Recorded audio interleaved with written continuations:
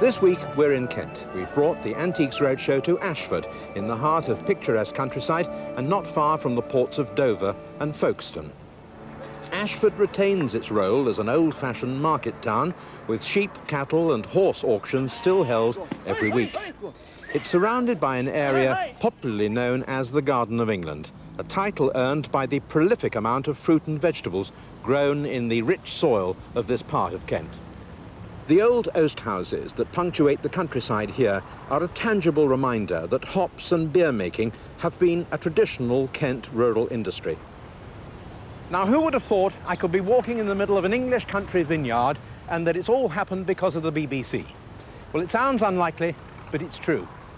Back in the 1960s, a local farmer's wife, Mrs. Barnes, was listening to Woman's Hour and a discussion about winemaking in Europe. The question was posed, if they can grow vineyards in northern France and southern Germany and make very good wine, why can't we do it here in Kent as the Romans had done? So she answered her own question. She planted here on her farm at Biddenden a third of an acre of vines. They've now grown to 22 acres, producing nearly 40,000 bottles of sought-after English wine. Only a few miles from the mouth of the Channel Tunnel, Ashford is now the site of a vast international railway terminal. You'll be able to go from here to Paris in just 2 hours. Closer to home is the Stour Centre in Ashford, and that's where we've invited local people to come with their trinkets and treasures. So let's now join them with our experts. A little ocarina. Isn't it fun? How did you come by it? We lived in Guatemala for a while, and a friend of mine literally dug it out of the ground. Yes. I've always collected these things to sort of, Oh, the musical and the pottery angles are wonderful to me. Yes. The ability to make an instrument that you can blow through with a little blowhole, that the sound has to be cut off at exactly the right sound. Absolutely. Otherwise it won't make any noise. Yes, and yes. I'll tell you straight off, it is quite genuine. It's early Mayan, and date's going to be around about 1500 years old. There's a bit of damage there. Have a look at the damage. Now, in that damage, because it's a very old damage, that little handle there has been off I guess it'd gone in for a long time. Now, right inside there, all the little pottery parts of it are impregnated with manganese, which has been in the ground for hundreds and hundreds of years. Yes. And it doesn't acquire that look unless it's ancient. It would look completely clean inside a break like that.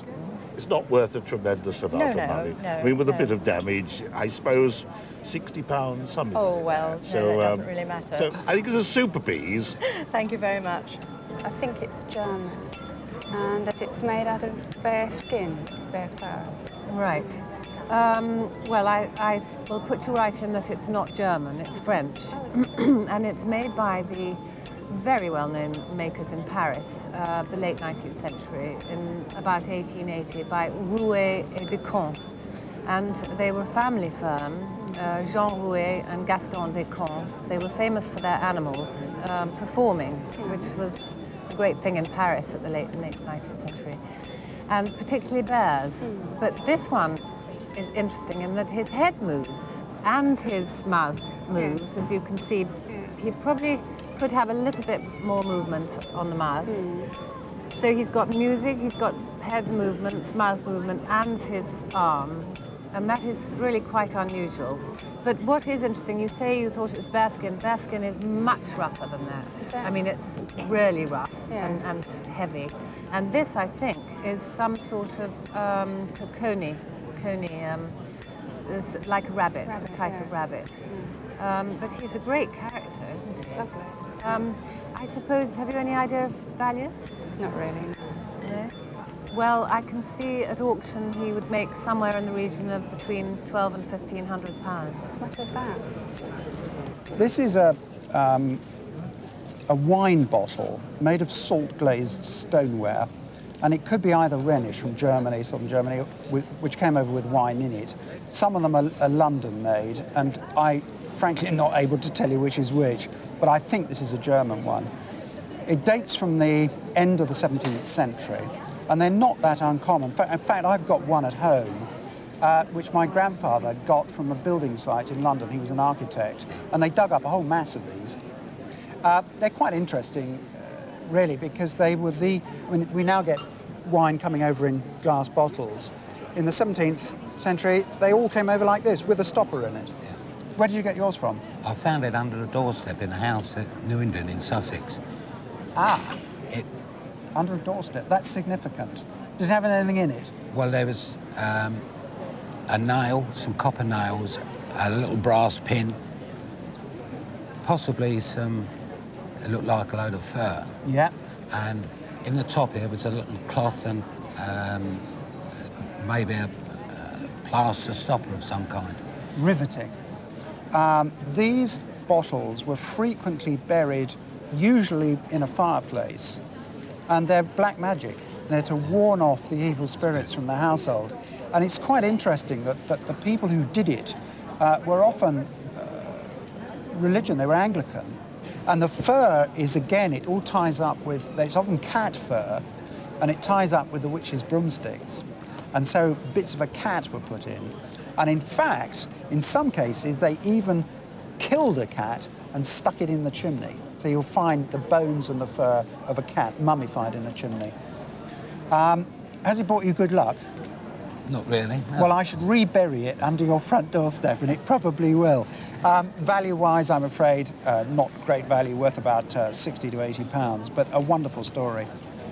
Well, my mother went over to get it when her Dutch aunt died and chose it from the estate. And none of the Dutch relatives wanted it. They only wanted the brass things, and she chose the clock and brought it back in the back of the car.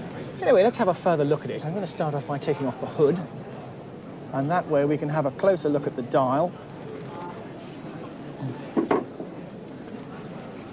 Absolutely typically Dutch. Some of the Dutch features, the arcaded minute ring, and of course the canal scene in the top with the windmill, one or two people fishing.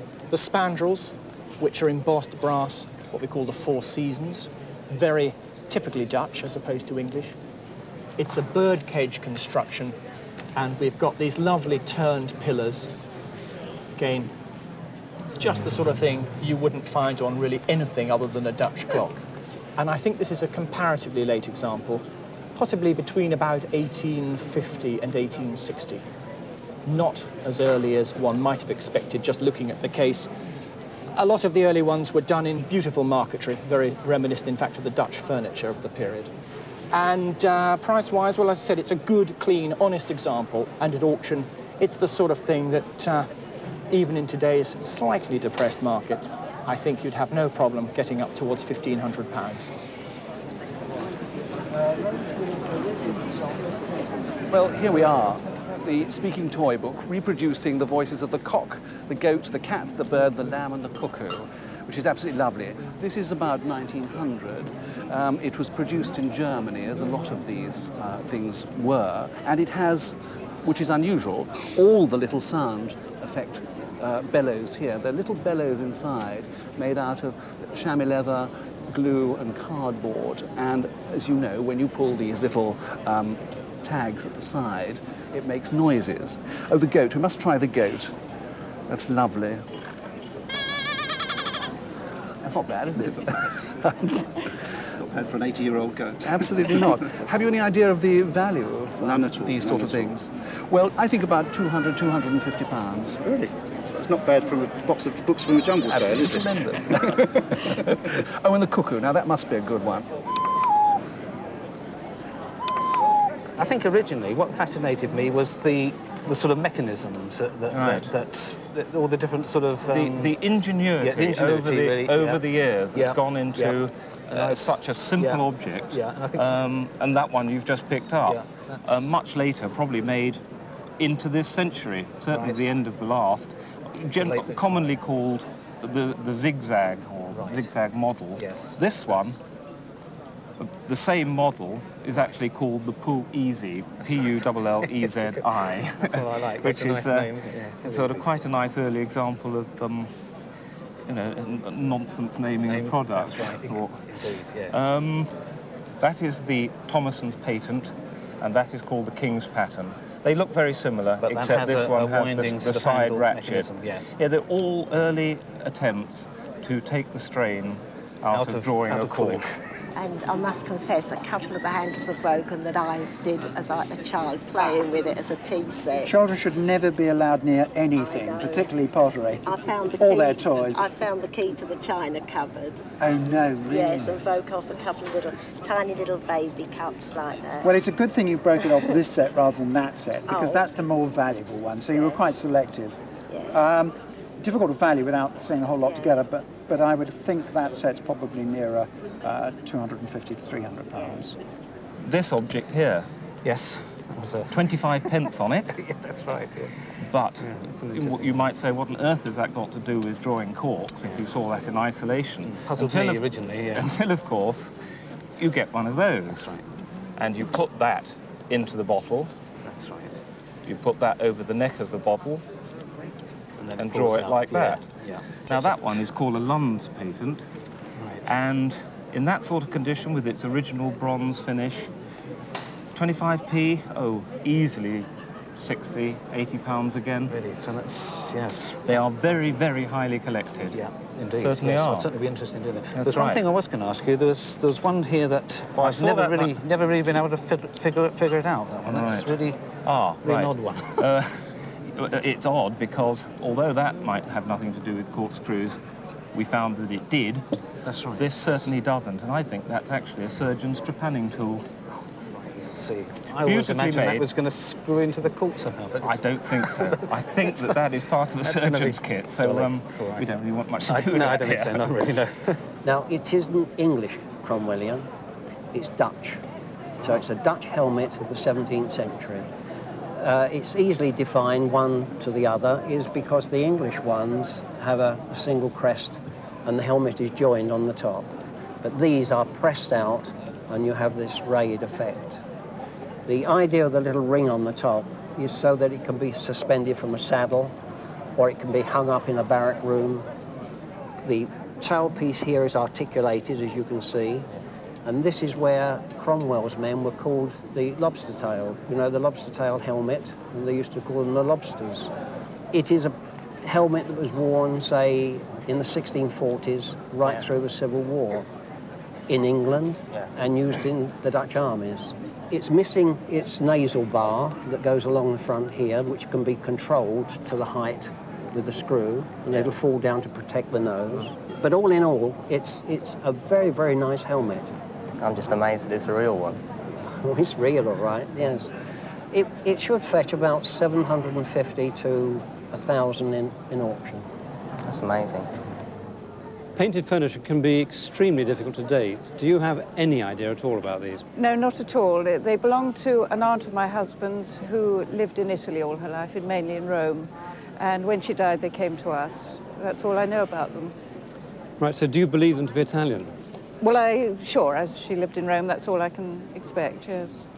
Right, I think one of the keys to this decoration is the painting. This is a typical mid-18th century, certainly Italian style of painting. Yeah. And it's very difficult to regionalise because Italian painters would have, their sketches and designs and prints would have been popular all throughout northern Italy, southern France, southern Germany, Austria, all of that sort of area. So it's very difficult to actually pin it down. But there's something about it, of course, the German and Austrians had conquered northern Italy, and the Italian states, the Italian dukes were in Nice. It was in fact an Italian duchy in the 19th century, up until roughly about 1860. And a lot of this furniture was made in that sort of Mediterranean coast now that we know as the Midi, the south of France, which is where I think this came from. Oh. I think it probably... Really? French? Yes, French. But probably made by Italian-born craftsmen, so it's rather confusing. But what is confusing, again, as I say, is the date. And I suspect that this has been made towards the end of the last century, possibly even as early as this century, to make it look like an old commode, an old chest of drawers. Yeah. And by old, I mean the style of this is typical of the French transitional style between the kings Louis XV and Louis XVI, about 1760, 1770. Yeah. So that's what it's copying. Yeah. It's very pretty, as indeed they both are. I mean, that's the same with that one as well, is it? The same thing, yes. Really? I mean, yes. Yeah. It's better made, but they certainly have a value. They're decorative, and I think this is the point of this type of furniture. Everybody wants nice painted furniture. I think that would cost you in a good high street shop easily £5,000 to buy this one. Really? Yes. And what about this one? The same for that, or not? And I think a bit less. This is probably more likely £3,500. Yes. Well, it was given to my husband by his mother, and she had it from her grandmother, who was called Anne Bagster, who were a famous Bible publishing family. She was born in 1838, and as far as we know, she had it from her mother or her grandmother, who was given it by Josiah Wedgwood as a wedding present. Right, when Josiah Wedgwood, the great Josiah Wedgwood, who founded the factory and invented wood jasperware, had died in the 1790s, around about 1795. So if it had come from him to the family, then we were looking at a date in certainly in the end of the 18th century. Yes. So looking at the pieces, the design here on the cups and saucers is probably one of Wedgwood's most famous designs. The Dancing Hours, modelled by Flaxman, the great sculptor of the 18th century, was commissioned to do this design, and these dancing girls running right around the cup is probably the best known pattern, introduced in the 1770s. And here we've got the very tiny mark of Wedgwood. You really have to hunt for it on the little cups, very thinly patterned. And that's a nice early sign. The quality of the relief also very fine. These are early coffee cups. These are a slightly later design of teacup with the straight teapots and sugar bowl with the straight sides. Here we've got, instead of the dancing hours, we've got muses, classical figures and of a different type, also modelled originally by Flaxman, but not quite so crisply relief. The detail is not as defined as on the cups and saucers. I noticed that the colour was slightly different. It certainly has altered a bit over the years, and the marking here much larger. Wedgwood is still stamped in there, with letters underneath it, date letters of the later code system, and X is the date mark, which would be 1869. So it can't have been a complete set. So maybe some of it was given. So it's been added to at different times. So we've got a range here, but it doesn't really matter taking it individually. We've got the early cups and saucers, which really are super quality, rare pieces in their way. And those would be quite expensive. The cups and saucers here probably worth about £600, £700 each. Whereas the other three pieces appear the same, but later in date, the three-piece set's about £250.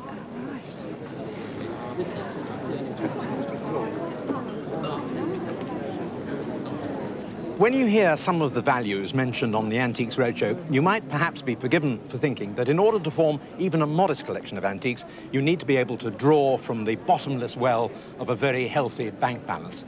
Well, that simply isn't true, providing, that is, you're willing to make just one or two simple concessions.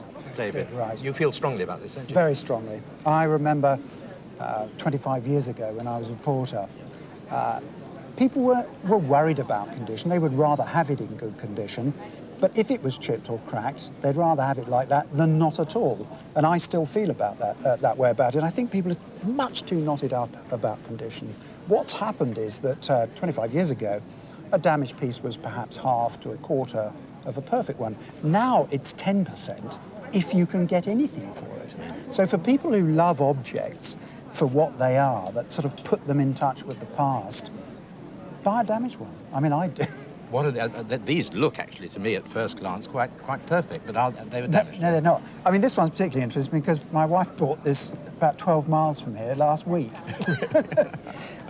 It's transitional Chinese porcelain just after the end of the Ming dynasty and the beginning of the Qing dynasty, about 1650. Mm-hmm.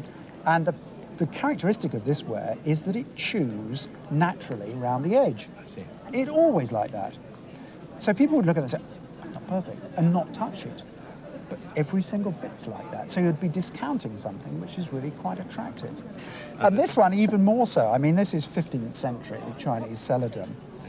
A lot of this was exported to places like Malaysia, and they used it. And some of these pieces are still in use 500 years on. And this one has been worn and worn. The edges are abraded. Here is a wonderful piece of celadon, and it cost me 40 quid. Well, it's plain straightforward. Nice little top on it. It's a wine jug used for claret, red wine. And you can imagine with the red wine velvety rich inside, we have a sensational object on the table. It was made in Sheffield in 1862 by a company called W&G Sissons. And in fact, we can see the marks here. You've got the maker's mark, You've got the lion passant, which denotes that the top is sterling silver. The date letter, which is for 1862. The little crown there, which denotes Sheffield. And at the end, a sovereign's head, which was a duty mark that was brought off in 1890. Now, the other great thing about this is the glass. It's a combination of the two things. And this glass is particularly nicely star-cut. The company that did star cutting, specialised in it, were people called Molyneux Webb from Stourbridge, which is a great glass cutting centre. So you have the combination of Sissons, Molyneux Webb, and a wonderful object. If you did wish to part with it, it would fetch somewhere between £1,200 and £1,500 at auction. To see one tray of this colour and condition is remarkable, but to have a set of three, even if the set might have been larger at some point in their life, is quite incredible. They're papier-mâché, and they're painted with individual still lives. In this case, fruit, flowers, and a little bird's nest. Delightfully done. The next size up, we have an assortment of presumably summer flowers, roses, fuchsias, and down in the corner here, a pineapple, which is a symbol of hospitality, which is quite suitable for a tray on which drinks might have been served. I rather like that bit of imagery. And then the large one, with a slightly more formal scene, centred with a Renaissance ewer, which dates it, in my opinion, to the Victorian revival of late Renaissance style of the mid-part of the 19th century. I said they were papier-mâché, and we can see quite clearly down here where, fortunately, there's a bit of damage. It's old damage, and in terms of restoration in the future, not a problem, in that you can see the layers of paper as they've been built up and hammered into shape under enormous steam presses, i.e. these are very much a product of the Industrial Revolution, very difficult to have made before the advent of steam machinery. What do you know about them? Have you had them long? They came in my wife's family in the middle of the last century. And were they made in London or were they made very good point. They are a Midland article. And from an insurance point of view, what should those be put in at? You would almost certainly be estimated 400 to 600 and expect to get a lot more. The middle-sized one, if you took that one in isolation, they would consider that rather splendid and also say somewhere 400 to 600. That one, 300 or 400. But in the set of three, already we're getting dangerously close to £2,000. Yes. So for insurance, it's rather more. Rather more. Good. Well, lovely thing to inherit, certainly. Let's just turn over and look at the back. Obviously, plain, gold, 18 carat in fact. And then on this inner brass bit, which we call the cuvette, which is the back, it's signed Jourdain of Geneva. And that particular maker always made very nice quality watches and very often automaton watches, of which this is an example. The movement, I don't know whether you ever opened inside here. Have you ever opened the back? Yes, we did have a look.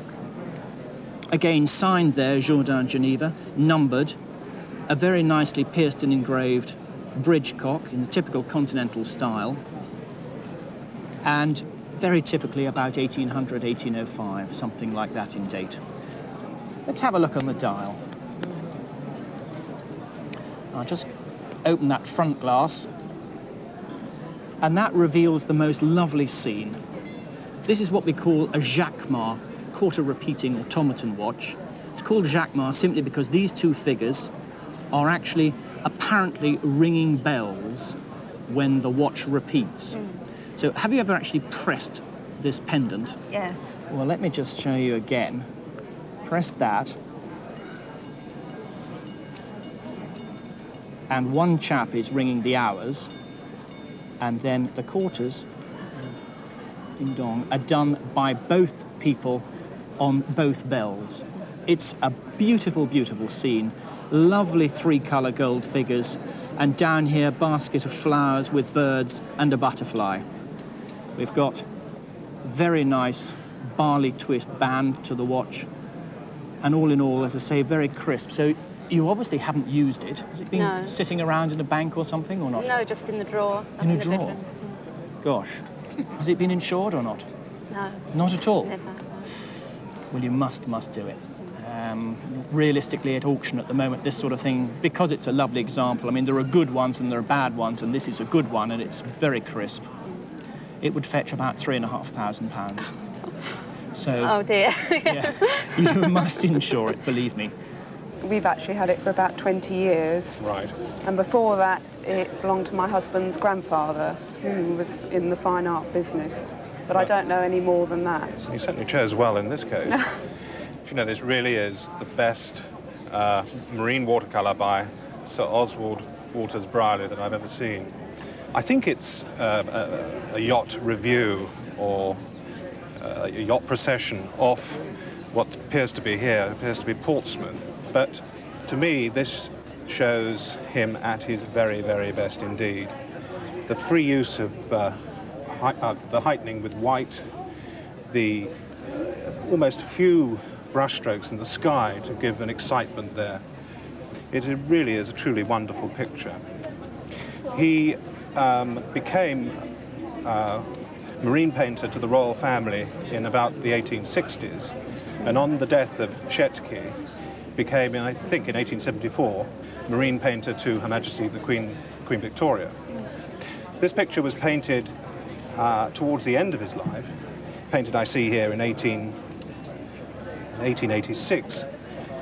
He died in 1894. A wonderful, wonderful view.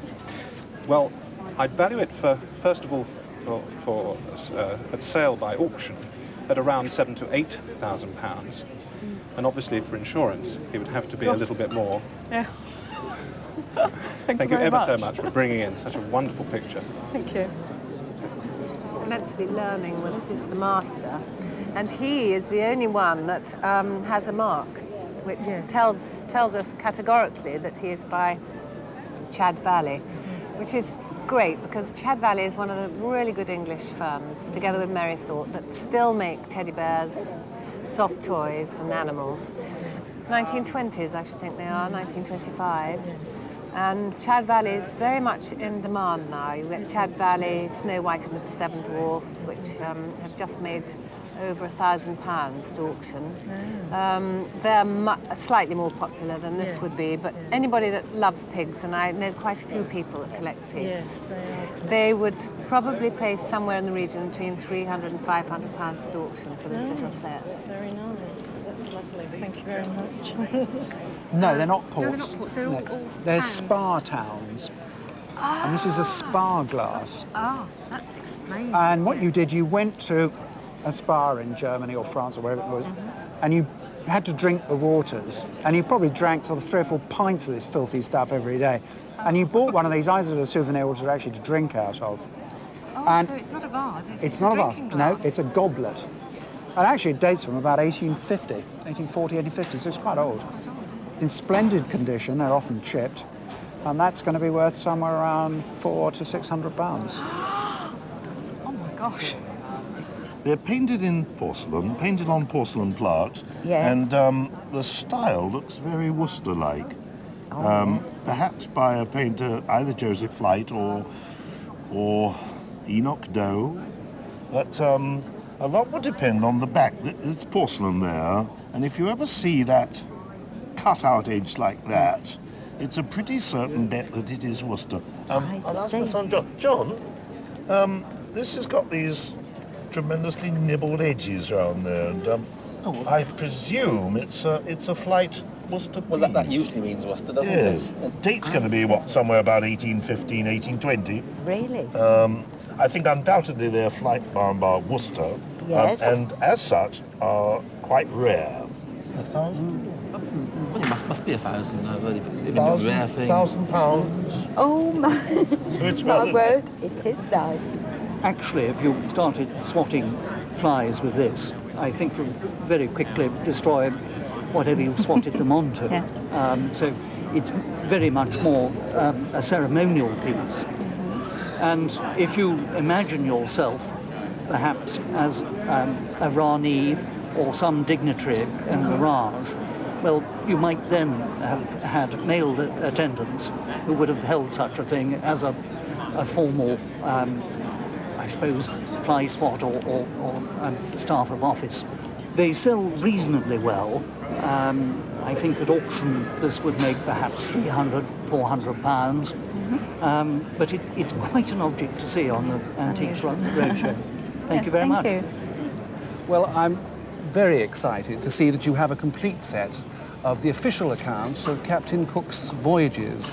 The first voyage was in 3 volumes, the second voyage towards the South Pole was in 2 volumes, and the third voyage was in 3 volumes with a separate atlas. Now, you don't have a separate atlas here, do you? No, I'm afraid not. But I did notice, I've just flicked through the third voyage, and I see that all the plates from the atlas are bound into the third voyage. So as far as I can see, without doing a proper head count, everything seems here to be complete. Captain Cook, as you probably know, I mean, he was a first for Great Britain. He was the most celebrated navigator of all time, really. He discovered large quantities of Australia.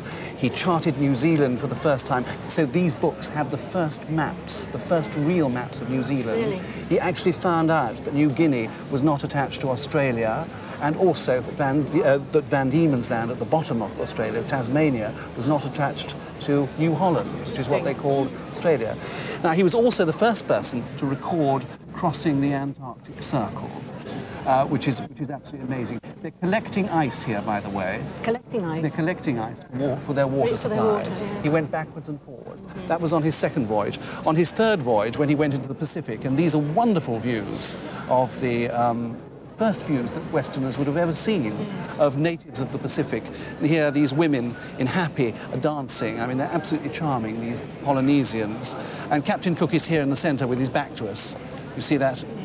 That chap there is Captain Cook, hand in his ear, enjoying the music. And his was the most celebrated voyage. More came off that voyage, more knowledge of plants, of habits and islands and navigational aids and all the rest of it came off those 3 voyages than almost anything else for the previous 200 odd years. Now, poor old Captain Cook, when he got to Hawaii, which were called the Friendly Islands, he was unfortunately... He met a sticky end. He met a sticky end, you're quite right, yes. Nobody knows quite what the problems were. There are many accounts of it, but in 1779, before the voyage had ended, he died. And then they came back and they produced the third volume. These first 2 volumes were actually printed in, the first 2 voyages were printed in his lifetime. The third voyage was printed posthumously.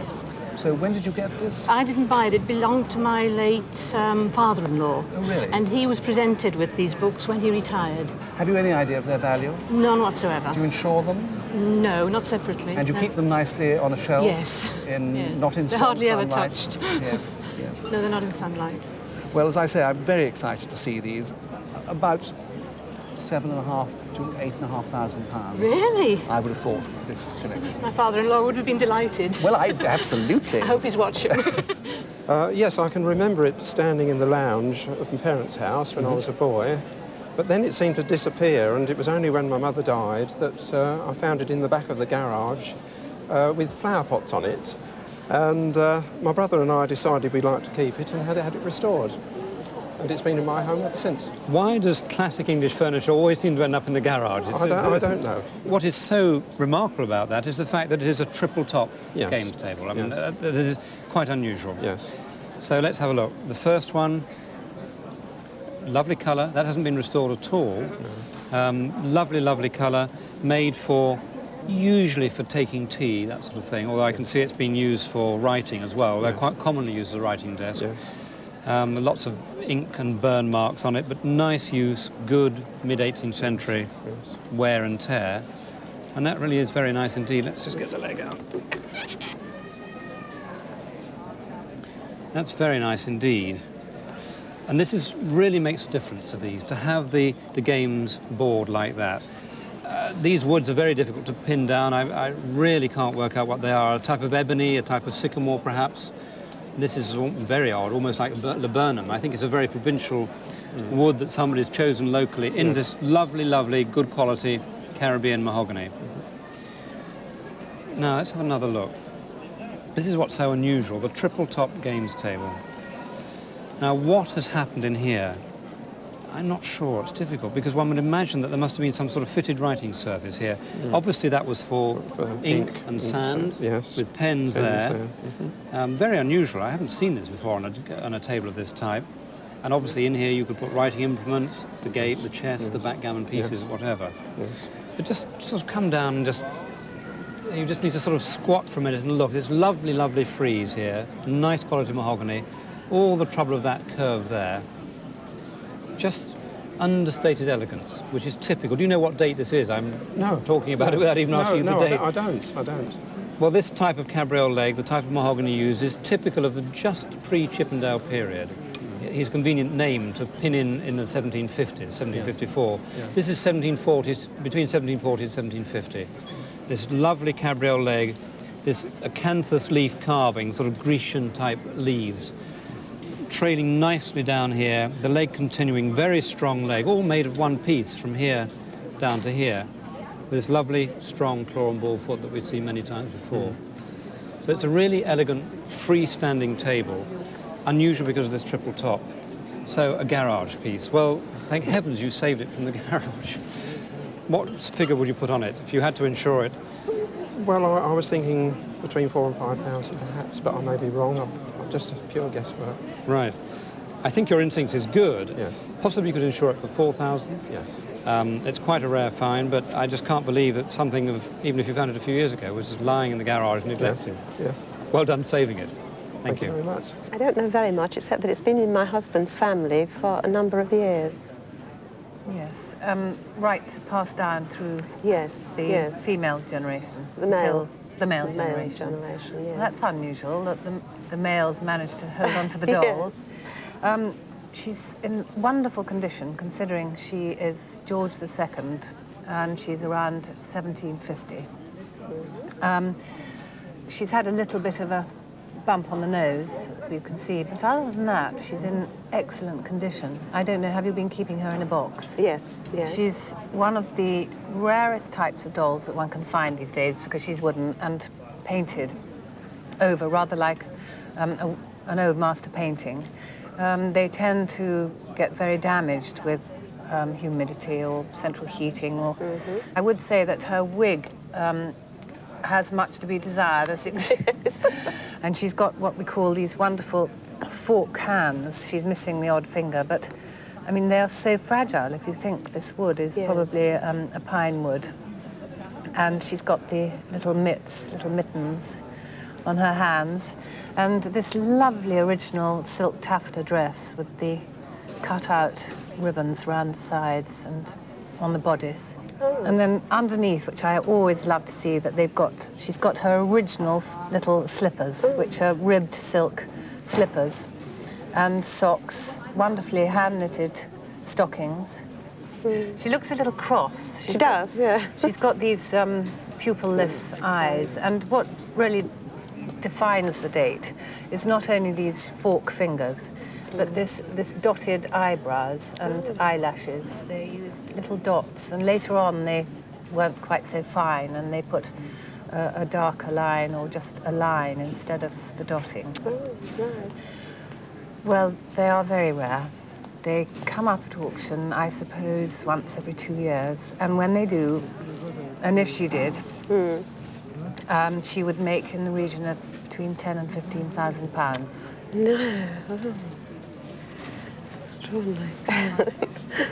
No. This is an absolutely delightful group portrait, one of the prettiest I've seen for a long time. It's full of charm and detail. Can you tell me anything about the sitters? Well, it's a portrait of my husband's family. He's Dutch, of the Perk family. The gentleman in the centre is a Dutch Reform minister, and he's with his third wife, the other two having died in childbirth, and that accounts for the large number of children. Yes, yes. And we believe that the son of this man is the famous Dutch poet Jacques Perk. Ah, and he would be perhaps reciting some poetry, is he? Possibly, yes. Yes, performing to the family. Well, what I love about it is, as I was saying, all the detail, and they were obviously quite a well-to-do family. I mean, we've got a very grand mirror there above the mantelpiece, and this overmantel is very much in the style of Boucher. Perhaps they could have owned a Boucher. And I think it's fun also to see how a family lived in those days. I mean, their costumes and even the toys the children played with, these little toys are fascinating to see. It is, I notice, signed, and I find it very tantalising because I've been looking at that signature quite closely and I can't quite make it out. Have you managed at all to...? No, we've tried to, and I hoped you'd be able to tell me. Yes, I've tried as well. It's quite clearly signed here, and then it says Pinxit, 1839, but I can't make out one or two letters, and therefore the whole signature doesn't come together. But it is certainly of the period 1839, and I would have thought perhaps by a Dutch or Belgian artist travelling around there. Because it's so wonderfully decorative, I don't think it would matter if we didn't know who the family was, and just because of its charm and decoration, I should have thought it's worth in the region of 10 to 15,000, just not knowing who the artist is by. If we were able to, with a bit of research, which I'm sure we could, track down the artist, I think it could be worth a bit more than that, perhaps even 15 to 20,000. Particularly, as you say, it has the son of this famous Dutch poet in it. Well, we began our visit to Ashford today in the Garden of England, and that really is where we end, because there exists near here what you might call a national heritage collection of old fruit. The Brogdale Horticultural Trust exists to preserve and continue to grow fruit which otherwise would long since have become extinct. I wonder if you've ever seen these before. Medlars, they're called. A type of pear. They were common in ancient Greece and in Rome, and a basket of medlar was presented to Joan of Arc as she took Orleans. This is a type of quince that was a favourite of Edward I of England and was grown for him in the gardens of the Tower of London. The Black Worcester is a medieval type of pear grown originally by Cistercian monks, and it appears on the coat of arms of Elizabeth I. This is an 18th century apple known as the cat's head, but in many ways the most interesting of them all is this one, the Isaac Newton apple. You'll all, of course, know the story from school days of how Isaac Newton's theory about gravity came home to him with some force one day when an apple fell on his head. Well, when you see the size and feel the weight of the Isaac Newton apple, and this is exactly the same sort of apple that fell on him that day in 1665 or 1666, you will understand why it made such a big impression on him. Well, I wonder what sort of apples or other fruit we'll find in Norfolk, where we're going next week. So until then, from everyone here in Ashford, goodbye.